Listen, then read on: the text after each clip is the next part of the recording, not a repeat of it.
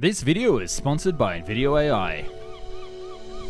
The world is about to see a brand new Ekranoplan.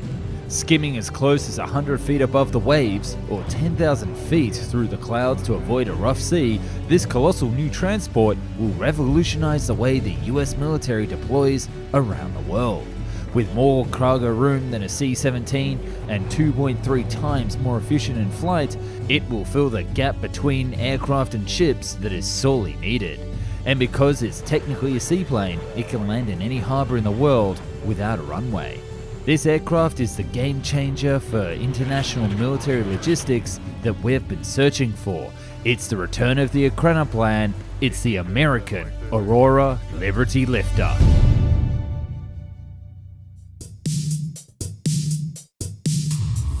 Ekranoplans are not new. The Soviets and the Americans had been coming up with various versions of the aircraft for decades, with the former actually making some truly monster aircraft, with plans to even scale them as big as an aircraft carrier. And you see, that's the magic of Ekranoplans. They can be 2.3 times bigger than normal planes because they fly with something called the ground effect. That's where essentially, and the physicists watching this are going to slam my rudimentary explanation right now, that you ride on top of a bubble of air between the ground and the aircraft. And this works because air passing underneath an aircraft wing generates increased pressure, normally resulting in lift. But what if the plane doesn't actually rise into the sky, and the air underneath generates more pressure, which in turn creates more lift, and then reduces the thrust needed to move the aircraft, essentially floating on a bubble of air.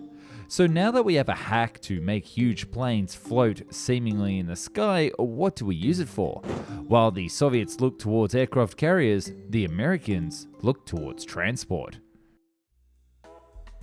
Now this next piece of news is an absolute game changer. If you want to make videos like me but you don't know where to start, then you need to use Video AI's new game changer update, version 3. It's launching soon and blows every other video tool out of the water, including those other AI video apps like Runway, Pika, and even Sora, which I'll remind you hasn't even released yet. That's right, Video AI version 3 is here, complete and ready to be used by you to make anything you want, and I do mean anything, because now it has the generative capability to make any idea come to life with simple text prompts. You just get to be the director and let your imagination take over. One example I love is how you can make the TV show Breaking Bad with Lego characters, and it just does it flawlessly. Yo, Mr. White, this is totally plastic.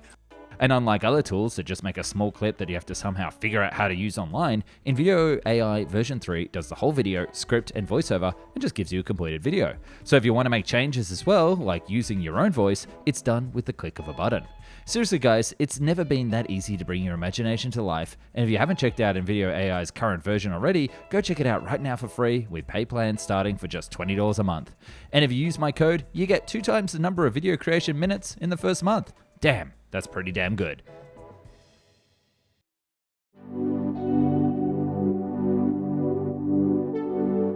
The issue that the Americans faced during the Cold War was how to get troops, tanks, and tacos from the US mainland to Europe as rapidly as possible if things got hot between the Soviets and their European partners. Well, normally the Americans would have to rely on slow ships or fast small cargo planes. One compromised on speed and the other on size. So why not use Ekranoplans? Boeing would actually take on this challenge to significantly reduce deployment time, aiming to deliver an army brigade of 3,000 soldiers and 8,000 short tons of equipment within 96 hours. Eastern seaboard to sunny Spain in only 4 days, a task that previously took 3 to 6 months. And long story short, the aircraft that they came up with was the Pelican. Absolutely staggering in size and utilizing the ground effect, this giant bird would have fit the bill and changed the logistics game. Boeing also thought to introduce a civil model with up to 3,000 passengers once the aircraft had been utilized by the military. And it couldn't be built fast enough, with the Pentagon demanding they design to deliver a fleet of aircraft by the end of 2020. But of course, we don't have these flying in the sky today, so this didn't actually happen and the program was cancelled around 2005, with the US Armed Forces returning back towards conventional environmentally efficient planes and ships, and the giant Ekranoplan was no more. But you can watch all about the Boeing Pelican on the channel right after this video. I've done a deep dive in its design and why it never actually happened, so go check it out. But of course, in 2022, the Ekranoplan was pulled back into the light.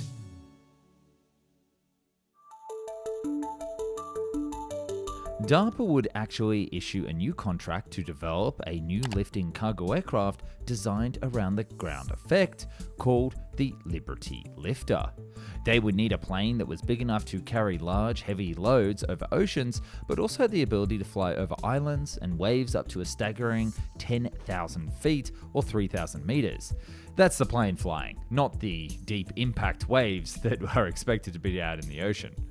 You would also know that this is outside the ground effect, but this would solve the issue that plagued earlier Ekranoplan's designs, such as stormy seas, and why the Caspian Sea Monster was never actually quite practical to be used across the ocean. DARPA's new Liberty Lifter would also need to be able to land and take off from the water, meaning that no special airports would need to be built, and it would give it pretty much unparalleled flexibility. After a few months, two contenders for the program came forth. The first was General Atomics Aeronautical Systems, who developed a pretty cool looking concept. It would have a twin hull and a mid-wing with 12 turboshaft engines, 2 cockpits, and a joint tail. The second team to apply would be Boeing and their subsidiary called the Aurora Flight Sciences, who would develop a mono-hull high wing that would be propelled by 8 turbine engines. You might realize that this is similar to the Boeing Pelican that had been around a few decades before, and it was essentially the same thing. So, way to reuse the same work. DARPA was impressed by these two designs and started Phase 1 by giving them around $50 million to develop the concepts further over the next year. But this wasn't free money. DARPA would actually turn up the heat on the program's specifications.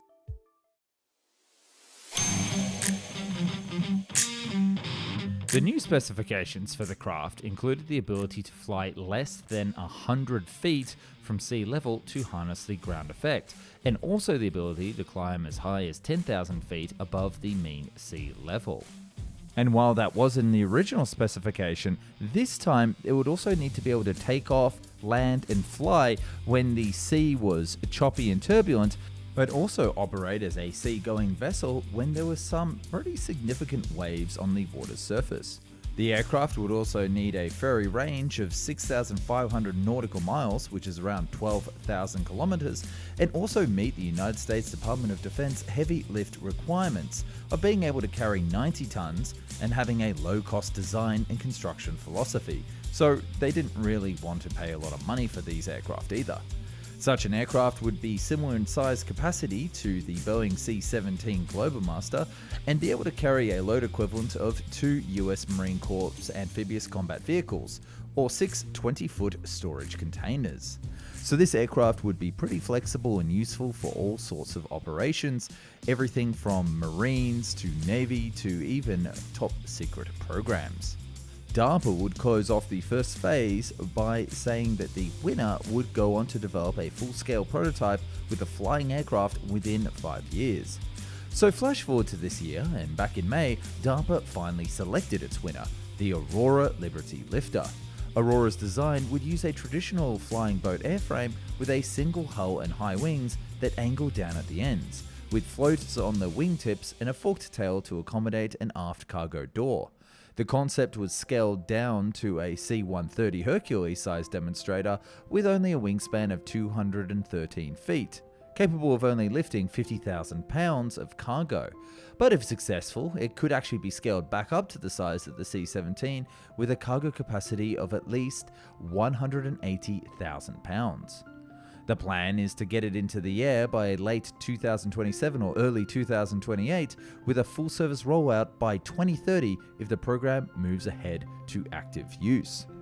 The Liberty Lifter fills a critical gap between today's airlift and maritime transport capabilities, said the president and CEO of Aurora Flight Sciences.